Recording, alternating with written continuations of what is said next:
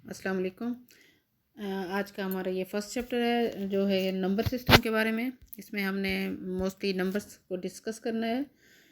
Numbers के बारे में आप इतना तो जानते ही होंगे कि आप जो नेचुरल नंबर का एक सेट होता है, इसके बारे में आप मोस्टली जानते होंगे कि ये 1 2 3 4 सेट ऑफ नेचुरल नंबर होता है। इसके अंदर फिर हमारे पास इवन और ऑड नंबर्स आते हैं। तो इवन नंबर वो होते हैं जो 2 के मल्टीपल्स में हों, या हम यूँ समझे उन्हें 2 पे डिवाइड कम्प्लीटली वो 2 पे डिवाइड हो जाएं, और जो 2 पे डिवाइड नहीं होंगे वो बाकी हमारे ऑड नंबर रह जाएंगे। इसके अलावा अगर हम इसी सेट ऑफ नेचुरल नंबर के अंदर ज़ीरो भी ऐड कर दें तो हमारा सेट ऑफ होल नंबर्स बन जाता है। इसके अलावा नंबर्स के बारे में आप लोग जितना जानते होंगे वो ये है कि सेट ऑफ इंटीजर्स भी आपने पढ़ा होगा। ये सेट ऑफ इंटीजर्स होता है, इसमें हमारे पास ज़ीरो भी होता है, प्लस वाले भी सारे नंबर होते हैं और माइनस वाले भी सारे नंबर होते हैं। तो हम जितने प्लस वाले नंबर इंक्रीज़ करते जाएंगे तो वो हमारा ये सेट इंक्रीज़ होता जाएगा, और जितने नेगेटिव नंबर्स आएंगे वो सेट हमारा डिक्रीज़ होते जाएंगे। वैसे तो नंबर बढ़ रहे होते हैं, जैसे -1 -2 -3 -4, लेकिन एक्चुअली वो डिक्रीज़ हो रहे होते हैं। तो ये हमारे सेट ऑफ इंटीजर्स हो जाएंगे। और जी नेक्स्ट हमारे पास आ जाते हैं रैशनल और इरेशनल नंबर्स। तो रैशनल नंबर को हम ऐसे डिफ़ाइन करते हैं कि the number of the form p over q where p and q belongs to set of integers and q not equal to zero. तो ये हमारी डेफिनेशन है कि the number of the form p over q p and q belongs to z and q not equal to zero. Like जितने भी ये number हमें दिए हुए हैं ये हमारे सेट ऑफ रैशनल नंबर्स हैं। ठीक है, तो और इरेशनल नंबर की एज सच कोई डेफिनेशन तो नहीं है, लेकिन हम जो कहेंगे कि ये रैशनल नहीं है वो इरेशनल होंगे। रैशनल के लिए हमें 3 कंडीशन फुलफ़िल करनी पड़ेंगी। एक तो हम उन्हें p ओवर q की फॉर्म में लिख सकें, दूसरा p और q सेट ऑफ इंटीजर को भी बिलोंग करें, और तीसरी q not equal to zero भी हो। अगर ये तीनों कंडीशन फुलफ़िल हो जाएं तो वो रैशनल होगा। अगर इनमें से कोई एक भी कंडीशन फुलफ़िल नहीं होती तो हम उन्हें कहेंगे कि वो इरेशनल नंबर हैं। लाइक अगर हम ये देखें स्क्वायर रूट ऑफ 2, ये इरेशनल नंबर है। वैसे हम ये देखें कि इसको स्क्वायर रूट ऑफ 2 ओवर 1 लिख सकते हैं, लेकिन वो p ओवर q फॉर्म हो गई, लेकिन p और q पे जो शर्त थी कि p को भी सेट ऑफ इंटीजर को बिलोंग करना चाहिए और q को भी। तो जो p है ऊपर स्क्वायर रूट ऑफ 2 है, ये सेट ऑफ इंटीजर्स के अंदर नहीं होता। अभी हमने देखो सेट ऑफ इंटीजर्स देखा था, उसमें ये नहीं लाई करता, तो असली इसलिए हम इसे कहेंगे कि ये रैशनल नहीं है, तो ये इरेशनल हुआ। उसके बाद जो रैशनल और इरेशनल हम ऐसे भी डिफ़ाइन कर सकते हैं कि जो रैशनल नंबर होगा वो टर्मिनेटिंग डेसिमल होगा, यानी ऐसे उसका आंसर है जैसे हम लिखते हैं ना 1.2, 2 जैसे 2 या 3, हम ऐसे जो नंबर लिखेंगे वो हमारे पास जिन डेसिमल के बाद वो टर्मिनेट हो जाते हैं। लाइक ये आपके पास एग्जांपल इसी में ही दी गई हैं, यहाँ से आप देखें ये हमारे पास है। तो जैसे हम 1.5 लिखेंगे या 2.25 लिख जाएंगे, ये हमारी डेसिमल टर्मिनेट हो रहा है। ठीक है, तो हम इन्हें भी कहेंगे रैशनल। और फिर होता है रिकरिंग। रिकरिंग ऐसे होता है जैसे हम कहते हैं कोई नंबर है आपके पास 1.333, उसका आंसर ऐसे आता है। जैसे हम कोई फ्रैक्शन में ले लेते हैं, जैसे हम ले लेते हैं जी 1/2, तो हम उसको लिखते हैं 0.5। ठीक है, तो और जो हमारे पास रिकरिंग होते हैं वो ऐसे होते हैं कि हमारे पास जो आंसर आएगा उनको डिवाइड करने से, यानी आप बेशक कैलकुलेटर पे डिवाइड करके देख लें तो आपके पास जो आंसर बाज़ औक़ात ऐसे आते हैं, उसका आंसर आता है 1.555555 जो है ना नंबर, वो रिएक्कर करता है, बार बार वो आता रहता है। तो रिकरिंग डेसिमल भी यही होते हैं जो बार बार रिपीट होते रहें। तो एक टर्मिनेटिंग होगा, एक रिकरिंग होगा। तो जो टर्मिनेट भी नहीं हो रहा, रिकर भी नहीं हो रहा, तो उसे हम कहेंगे कि वो हमारा इरेशनल नंबर है। यानी आप क्या कहेंगे, नॉन टर्मिनेटिंग, नॉन रिकरिंग, ये हमारे पास डेफिनेशन उसकी बन जाती है। फिर इरेशनल की non terminating, non recurring decimals represent irrational number. तो ये रैशनल और इरेशनल की हमारे पास डेफिनेशन हो गई। यहाँ कुछ एग्जांपल्स भी दी गई हैं, देखें यहाँ ये एग्जांपल्स दी गई हैं। 0.25, अगर हम 25 को 100 पे डिवाइड करें तो ये हमारा जो रैशनल नंबर है ये 0.25, ये इसे हम कहते हैं टर्मिनेटिंग डेसिमल। ठीक है। अभी और ये जो है ना, ये टर्मिनेटिंग डेसिमल भी रैशनल होगा, और रिकरिंग 0.333 ये हमारा बार बार 3 आ रहा है, तो हम इसे भी रैशनल कहेंगे। और जो ऐसे नंबर होते हैं जिनके ऊपर बार सा लगा होता है, इस इट मीन्स वो भी रियकर कर रहा है। ये 333 जैसे लिखा है ना, ये बार बार 3 आ रहा है, तो इसका मतलब है ऐसा भी रैशनल है, ऐसा भी रैशनल है। और इसके अलावा हम अगर इसके अलावा कोई है, जैसे टर्मिनेट भी नहीं हो रहा और रियकर भी नहीं कर रहा, तो वो हम इरेशनल कहेंगे। जैसे ये हमारा नंबर है 3.7.320 एंड सो ऑन, जो भी चल रहा है। और जो ये जो पाई होता है 22/7, इसको भी हम कहते हैं, ये भी एक इरेशनल नंबर है। इसी तरह ये हमारी नेक्स्ट एग्जांपल भी है कि square root of 2 is also irrational number, square root of 3 is also irrational number, square root of 5 is also irrational number. तो ये हमारा एक रूल भी है। और वैसे आप याद रखेंगे ये बात, हो सकता है ऑब्जेक्टिव में आपसे कहीं पूछें कि स्क्वायर रूट ऑफ 2, 3, 5, 7 यानी कि प्राइम नंबर, यूँ याद रखें कि किसी भी प्राइम नंबर का जो स्क्वायर रूट होगा वो हमेशा इरेशनल होगा। तो ये हमारे इरेशनल और रैशनल के बारे में था कुछ। और अब हमारे पास आ जाती हैं कि प्रॉपर्टीज़ क्या हैं रियल नंबर्स की। ये आपने अच्छी तरह करनी है, क्योंकि ये जब करेंगे तो हम ये हमारी एक्सरसाइज में हमें काम देंगे। जब तक ये नहीं आएंगे तो आप एक्सरसाइज भी नहीं कर सकते। इसमें सबसे पहले होता है कुलैयर लॉ। तो कुलैयर लॉ और जितने भी ये लॉज हैं ना, ये सारे एडिशन पे में भी आएंगे और मल्टीप्लिकेशन में भी। तो आपने फिर ये मेंशन करना होगा जब भी एक्सरसाइज में करेंगे आपके एडिशन वाला कुलैयर है या मल्टीप्लिकेशन वाला है। इसी तरह एसोसिएटिव है तो एडिशन एसोसिएटिव है या फिर मल्टीप्लिकेशन वाला एसोसिएटिव है। दोनों में डिफरेंस भी देखते जाएंगे, हम साथ साथ देखते हैं इसे।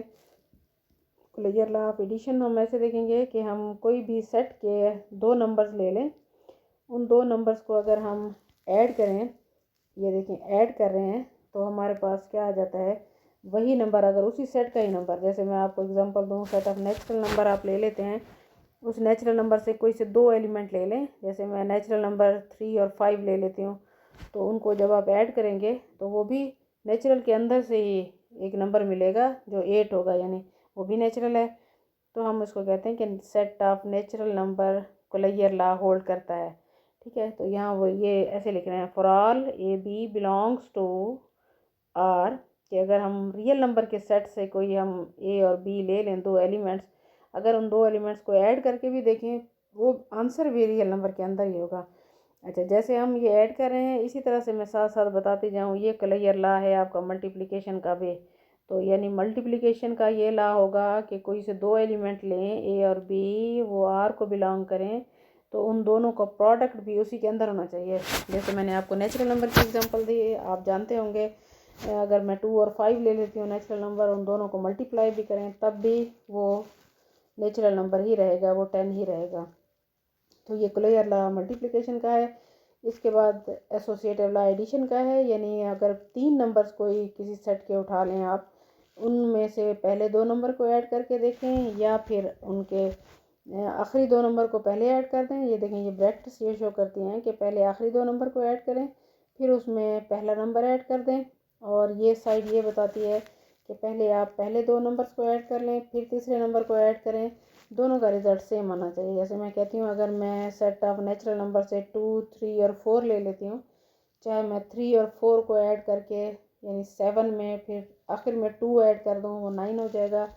इसी तरह मैं पहले 2 नंबर जो मैंने लिए 2, 3, 4, तो मैं पहले 2 और 3 को ऐड कर दूँ, फिर 4 जाके उसमें ऐड करूँ, तो दोनों का रिज़ल्ट सेम आएगा। अगर ऐसा होता है तो वो एसोसिएटिव लॉ ऑफ एडिशन को होल्ड करता है। जो हम प्लस के साथ या एसोसिएटिव के साथ कर रहे हैं, यही हम मल्टीप्लिकेशन के साथ यहाँ भी करेंगे। ये हमारा हो जाता है एसोसिएटिव लॉ ऑफ मल्टीप्लिकेशन, और ये हमारा हो जाता है एसोसिएटिव लॉ ऑफ एडिशन। उसके बाद हमारा आ जाता है एडिटिव आइडेंटिटी। एडिटिव आइडेंटिटी ये होती है कि आप किसी सेट के अंदर आपको एक ऐसा एलिमेंट मिले, अगर वो मिलता है तो आपकी वो एडिटिव आइडेंटिटी रखेगा सेट, अदरवाइज नहीं। अब उसका काम क्या होगा, उसका काम ये होगा कि आप उस सेट के अंदर उस एलिमेंट को, जो आप कहते हैं एडिटिव आइडेंटिटी जिसको कह रहे हैं, वो आप सेट के किसी भी एलिमेंट में ऐड कर दें, तो आपको फिर वही का वही एलिमेंट मिल जाए। लाइक नेचुरल नंबर में हम सपोज कहते हैं कि 1 है, एडिटिव आइडेंटिटी। तो 1 को किसी भी एलिमेंट में ऐड करते जाएं, हमें वही का वही एलिमेंट नहीं मिलेगा कि जैसे मैं 5 में 1 ऐड कर देती हूँ तो हमें 6 मिल जाएगा, वही तो नहीं मिलेगा। तो इसका मतलब है नेचुरल नंबर के सेट के अंदर तो एडिटिव आइडेंटिटी है ही नहीं, कोई ऐसा नंबर आपको मिलेगा ही नहीं जो आपको आप किसी भी नंबर में उसको ऐड करें तो आपको फिर वही का वही रिजल्ट है। तो लेकिन होल नंबर में ऐसा मिल जाएगा आपको, वो होगा 0। 0 एक ऐसा नंबर है जो उस सेट के अंदर किसी भी एलिमेंट में ऐड करके देखें आप तो वो आपको फिर जवाब में भी वही का वही एलिमेंट मिल जाए। तो यानी उस एलिमेंट का यहाँ पे कोई किरदार नहीं है कि वो कोई किरदार अदा नहीं कर रहा, वही का वही, यानी उस पर इफेक्ट ही नहीं कर रहा है उस एलिमेंट पे, तो वो हमें वही का वही ये दे रहा है। तो जो एडिटिव आइडेंटिटी है तो इसी तरह की मल्टीप्लिकेटिव आइडेंटिटी भी होगी। ये देखिए, ये मल्टीप्लिकेटिव में हम जहाँ वहाँ हमने एडिशन का वर्ड यूज़ किया था कि हम किसी नंबर, कोई ऐसा नंबर हमें मिले जो हम किसी भी एलिमेंट में ऐड करके देखें तो हमें फिर भी वही रिजल्ट मिले। मल्टीप्लिकेटिव आइडेंटिटी ये कहती है आपको कि कोई ऐसा एलिमेंट उस सेट के अंदर एग्जिस्ट करे जो हम किसी भी नंबर के साथ मल्टीप्लाई करें। देखिए वहाँ 0 अगर था तो अगर हम यहाँ भी 1 की जगह 0 ले लेते हैं तो पूरे को पूरा 0 कर देगा। हमने ये कहा है कि कोई ऐसा एलिमेंट हमें मिले जो हम किसी भी उस सेट की किसी भी एलिमेंट के साथ मल्टीप्लाई करके देखें फिर भी हमें वही एलिमेंट मिले। देखिए यहाँ हम ऐड कर रहे हैं उस एलिमेंट को, ये देखें यहाँ हम ऐड किया हमने और यहाँ हम मल्टीप्लाई कर रहे हैं उसको, ये मल्टीप्लिकेशन है। तो ये याद रखेंगे, आपसे ऑब्जेक्टिव में ये भी पूछ सकते हैं कि एडिटिव आइडेंटिटी कौन सा एलिमेंट है। एडिटिव आइडेंटिटी जिसको कहेंगे वो हमारा 0 होगा। अच्छा, मल्टीप्लिकेटिव आइडेंटिटी कौन है, वो हमेशा हमारा 1 होता है। दो ये इनकी प्रॉपर्टीज ये भी याद रखनी है आपने। नेक्स्ट हमारे पास है एडिटिव इन्वर्स। जहाँ आप एडिटिव इन्वर्स कहेंगी वहाँ आप मल्टीप्लिकेटिव इन्वर्स भी कहेंगी। ये एडिटिव इन्वर्स, ये मल्टीप्लिकेटिव इन्वर्स, ये हमारे पास मल्टीप्लिकेटिव इन्वर्स। एडिटिव इन्वर्स क्या होता है, जैसे हमने एडिटिव आइडेंटिटी पढ़ी थी इसी तरह एडिटिव इन्वर्स भी होता है। यानी हर किसी भी एलिमेंट के लिए देखें क्या क्या पढ़ रहे हैं इसको, for all a belongs to set of real numbers there exist a minus a. यानी कि कोई सेट ऐसा हमें चाहिए जिसको हम कहेंगे कि उसके अंदर एडिटिव इन्वर्स है। सेट ऐसा होगा जिसके अंदर जो हमें पॉजिटिव मिलेगा उसी तरह के भी नेगेटिव भी मिले।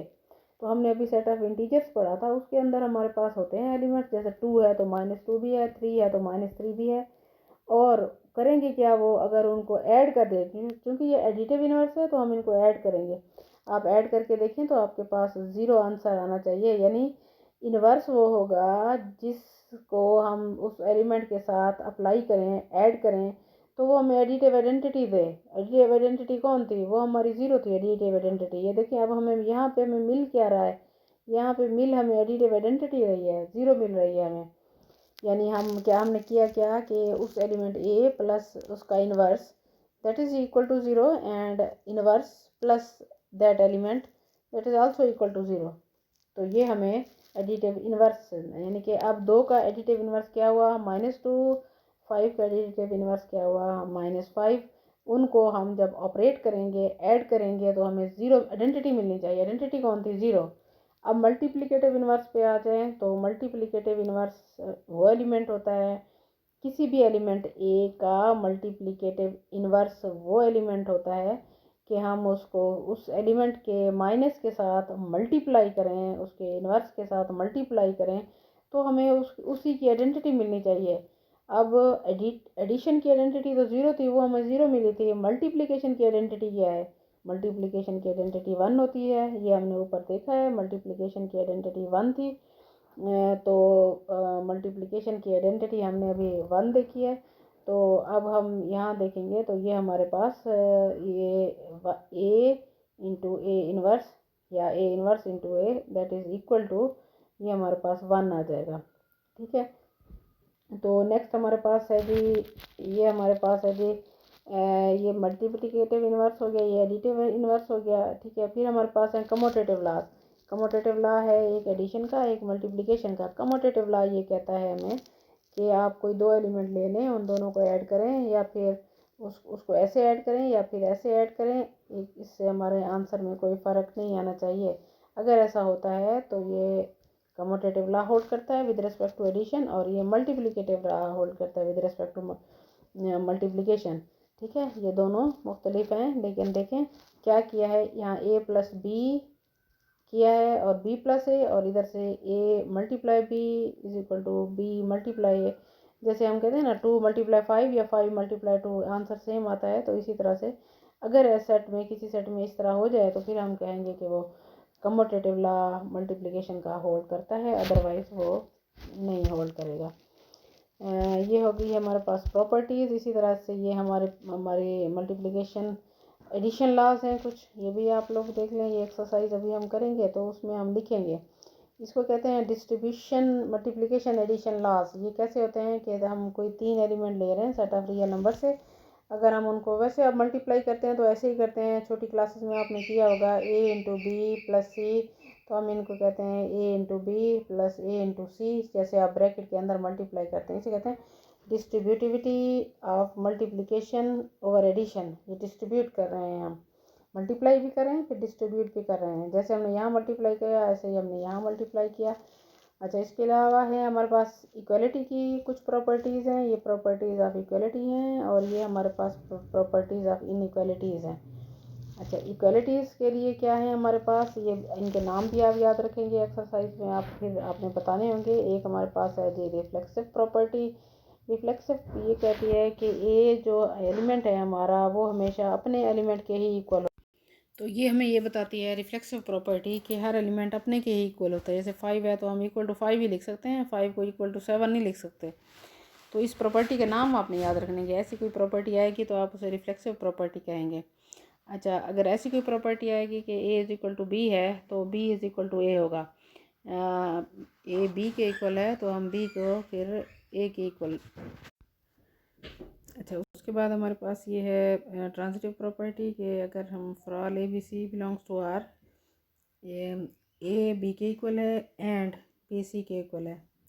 ये जो हमारे पास ये हमारा ये साइन है ना, ये ऐसा ऐसा ऐसा, ये हमारा एंड का साइन होता है। ठीक है, a is equal to b and b is equal to c. अगर ए बी के इक्वल है और जो बी है जो दूसरा नंबर है वो तीसरे के इक्वल है, इसका मतलब पहला और तीसरा भी इक्वल है। और इसके बाद हमारे पास बनता है जी एडिटिव प्रॉपर्टी। एडिटिव प्रॉपर्टी ये होती है कि अगर हम लेफ़्ट से या राइट से किसी भी टर्म में हम कुछ ऐड कर दें, यानी अगर ए इक्वल टू बी है हम ए में सी ऐड कर दें और फिर इसी तरह बी में भी हम सी ऐड कर दें, यानी एक ही नंबर दोनों में ऐड कर दें तो उसमें इक्वलिटी में कोई डिफरेंस नहीं होगा, वो दोनों सेम ही रहेंगे। इस जैसे हम मल्टीप्लिकेशन करते हैं या एडिशन करते हैं, हम बाज़ औक़ात इक्वेशंस में डाल देते हैं ना कि हम एडिंग 2 ऑन बोथ साइड और इस तरह मल्टीप्लाइंग 2 ऑन बोथ साइड्स, तो ये वही चीज़ आ जाती है हमारे पास। इनके नाम आप याद रखें, इसको कहते हैं मल्टीप्लिकेटिव प्रॉपर्टी और पहले वाली हमने जहाँ ऐड करते हैं वो एडिटिव प्रॉपर्टी होती है।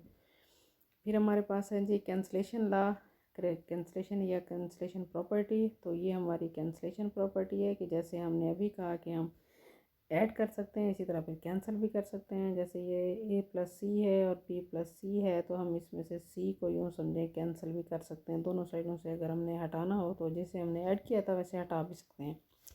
इस तरह कैंसलेशन लॉ है, तो हमने जैसे अभी मल्टीप्लाई किया था उसका रिवर्स कैंसलेशन लॉ हो जाता है। ये हमारी इक्वलिटीज़ की प्रॉपर्टी हो गई। अब हमारे पास आ जाती हैं प्रॉपर्टीज़ हैं जी हमारे पास इनइक्वलिटीज़ की। इनइक्वलिटीज़ में क्या होता है कि अगर for A B belongs to R, सब में आपने स्टार्ट यहीं से करना, जितने नंबर लें आप कहें for A B belongs to R either A is equal to B or A greater than B or A less than B. कोई भी दो नंबर हों ए और बी, वो या तो इक्वल होंगे या फिर एक दूसरे से बड़े छोटे होंगे, कोई बड़ा भी हो सकता है कोई छोटा भी हो सकता है। तो बड़े को हम ऐसे लिखेंगे, कोई बड़ा हो तो छोटे को हम ऐसे लिखेंगे। इसको कैसे रीड करेंगे, ए ग्रेटर देन बी, और इस वाले को करेंगे ए लेस देन बी। इसे कहते हैं ट्रिचोटोमी प्रॉपर्टी। नेक्स्ट हमारे पास है ट्रांजिटिव प्रॉपर्टी। ट्रांजिटिव प्रॉपर्टी क्या होती है कि अगर ए ग्रेटर देन बी है और बी ग्रेटर देन सी है, यानी ए बड़ा है बी से और बी से भी बड़ा हम कोई एक और एलिमेंट सी ले लेते हैं, तो इट मीन्स ए बड़ा होगा सी से भी। तो ये हमारी ट्रांजिटिव प्रॉपर्टी है। इसी जो हमने ग्रेटर देन के लिए की है वो लेस देन के लिए करेंगे, a less than B and b less than c. A छोटा है बी से और बी छोटा है सी से, इट मीन्स ए भी छोटा होगा सी से। इसे हम कहते हैं ट्रांजिटिव प्रॉपर्टी। नेक्स्ट हमारे पास है एडिटिव प्रॉपर्टी। एडिटिव उसी तरह जैसे हमने ऊपर ऐड किया था, अब ये हम इनइक्वालिटीज़ में भी इसी तरह ऐड कर सकते हैं। ए ग्रेटर देन बी है तो ए प्लस सी भी ग्रेटर देन बी प्लस सी होगा, यानी दोनों साइडों पे सी ऐड कर दिया। यहाँ भी हमने दोनों साइडों पे जो लेस देन वाली है उसमें भी हमने सी दोनों साइडों पे ऐड कर दिया। अब ग्रेटर देन के लिए देखें आप, greater than A greater than B and C greater than D, then क्या होगा, दोनों ग्रेटर वाली हैं, दोनों एक जैसी हैं, तो हम क्या करेंगे, ए और सी को ऐड कर देंगे, ए को और सी को हम ऐड कर देंगे, इसी तरह बी और डी को हम ऐड कर देंगे, तो इक्वलिटी इनइक्वलिटी वही रहेगी, ग्रेटर देन। और इसी तरह से हमारे पास देखें कि ए जब लेस देन था आया है हमारे पास, ये लेस देन बी, देखें ये a less than B and c less than d, तो फिर भी आप यही काम करें कि जो लेफ़्ट साइड में ए और सी हैं उनको ऐड कर दें, और फिर वो भी लेस ही रहेगा बी प्लस डी से। सिमिलरली मल्टीप्लिकेटिव प्रॉपर्टीज़ आ गई हैं। मल्टीप्लिकेटिव में क्या है कि अगर ए ग्रेटर देन बी है, हम ए बड़ा है बी से, यानी अगर ए 7 है बी 2 है, तो अगर किसी भी नंबर से आप मल्टीप्लाई करके देख लें उन दोनों को, तो आपके पास जो फिर लेफ़्ट साइड होगी ये वाली, आप कोई एग्जांपल भी लेके देख सकते हैं, आपको पता चल जाएगा। दो नंबर्स ले लें, बड़ा है 7, जैसे मैंने कहा 7 ग्रेटर देन 2 है, आप किसी भी नंबर से दोनों साइडों पे एक ही नंबर से मल्टीप्लाई करें तो वो बड़ा ही रहेगा। इसी तरह से आपके पास है जी a greater than b implies that, किसी भी नंबर से आप मल्टीप्लाई करें उसको तो ये साइड लेफ़्ट साइड ग्रेटर ही रहेगी। अच्छा, लेस देन के लिए भी हम यही चीज़ें यूज़ कर रहे हैं, लेस देन के लिए भी मल्टीप्लाई करें चाहे ऐड करें तो ये हमारे सेम नंबर ही रहेंगे। ठीक है, बस थोड़ा सा यहाँ डिफरेंस आएगा कि आप देखें a greater than B and C greater than d, दोनों एक जैसी कंडीशंस हैं। ठीक है, तो हम कहते हैं दोनों ग्रेटर हैं, तो आप इसको ए को और सी को मल्टीप्लाई कर दें, फिर भी आपके पास जो रिज़ल्ट आएगा ए को और आप सी को मल्टीप्लाई करके देखें तो वो ग्रेटर होगा बी और डी से। और इसी तरह से भी आप इनको मल्टीप्लाई करके देखें, ए को और सी को और बी को और डी को, तो ये भी हमारे पास लेस ही रहेगा। आप खुद इन नंबर्स से एग्ज़ाम्पल भी आप लोग लेके देख सकते हैं कि कैसे आता है। तो नेक्स्ट ये भी कुछ रिज़ल्ट्स हैं, ये भी आप याद कर लीजिएगा कि किसी नंबर को 0 से अगर मल्टीप्लाई करें आंसर 0 देगा। ए और बी का प्रोडक्ट उस वक्त 0 होगा जब ए और बी दोनों आपके पास 0 हो जाएं। तो ये कुछ रिज़ल्ट्स हैं, ये आप याद कर लीजिएगा।